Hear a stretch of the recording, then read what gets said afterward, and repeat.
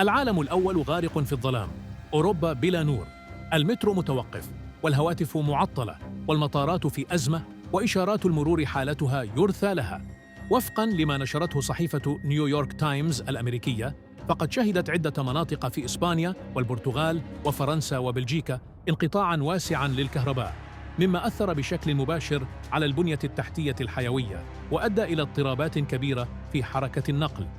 شركة إيريدز المعروفة بأنها المزود الوطني للطاقة في البرتغال لم تستطع إخفاء الأزمة أكثر من ذلك، فأعلنتها صراحة: سبب الانقطاع يعود إلى مشكلة في شبكة الكهرباء الأوروبية.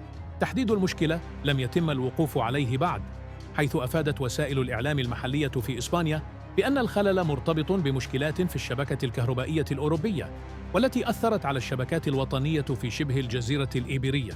ومن جهة أخرى، رجح متخصصون في البرتغال أن السبب قد يكون حريق أندلع في جنوب غرب فرنسا، وتحديداً في جبل ألاريك، وهو ما تسبب ربما في إتلاف خط كهرباء عالي الجهد بين مدينتي بيربينيان وناربون الشرقية، مما أدى إلى تفاقم الأزمة.